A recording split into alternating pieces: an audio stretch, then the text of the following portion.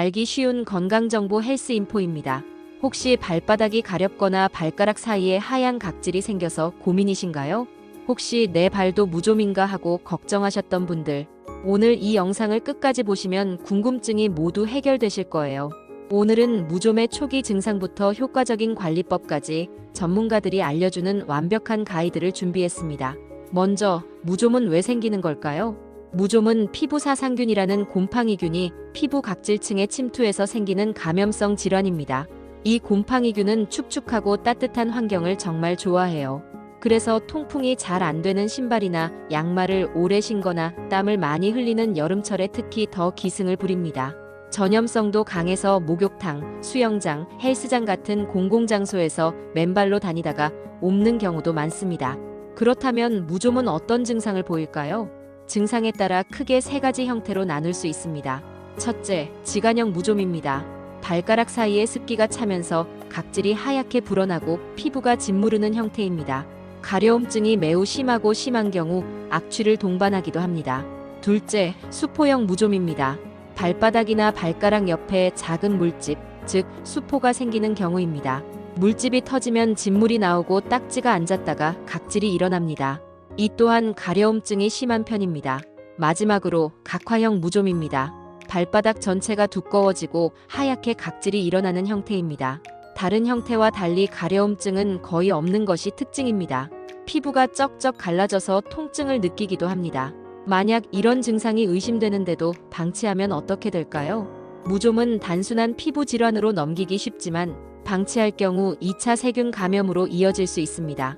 발가락 사이가 짓무른 상태에서 방치하면 봉화지겸 같은 심각한 염증 질환으로 진행될 수 있고 손톱이나 다른 부위로 곰팡이균이 퍼질 수 있기 때문에 초기에 진단하고 치료하는 것이 매우 중요합니다. 여기서 한 가지 주의할 점이 있습니다. 무좀과 습진은 증상이 비슷해 보여서 혼동하기 쉽다는 것입니다. 무좀은 주로 발가락 사이나 발바닥에 생기고 습진은 주로 발등이나 발목에 생기는 경향이 있습니다. 자가진단보다는 피부과를 방문해서 정확한 진단을 받는 것이 가장 안전합니다. 그렇다면 무좀은 어떻게 치료하고 관리해야 할까요? 피부과 전문의들은 무좀 치료에 항진균제를 사용하는 것이 가장 효과적이라고 말합니다. 바르는 연고나 크림, 증상이 심한 경우에는 복용하는 약을 처방받을 수도 있습니다. 가장 중요한 것은 바로 꾸준함입니다. 증상이 조금 나아졌다고 해서 임의로 약을 중단하면 재발할 확률이 매우 높으니 반드시 의사의 지시에 따라 정해진 기간 동안 꾸준히 치료해야 합니다. 치료와 함께 생활 속에서 무좀을 예방하고 관리하는 습관도 중요합니다. 첫째, 발을 깨끗하게 씻고 완전히 말려야 합니다. 특히 발가락 사이까지 꼼꼼히 닦고 드라이기를 사용해 습기를 완벽히 제거해 주세요. 둘째, 양말은 땀 흡수가 잘 되는 면 소재를 신는 것이 좋고 젖었다면 바로 갈아 신어야 합니다. 셋째, 신발은 통풍이 잘 되는 것을 신거나 여러 켤레를 번갈아 신어 완전히 건조시키는 것이 좋습니다. 마지막으로 목욕탕이나 수영장 같은 공공장소에서는 개인 슬리퍼를 꼭 착용해 주세요. 무좀에 대한 잘못된 속설도 바로잡고 가겠습니다. 혹시 소금물이나 식초물에 발을 담그면 무좀이 낫는다는 이야기 들어보셨나요?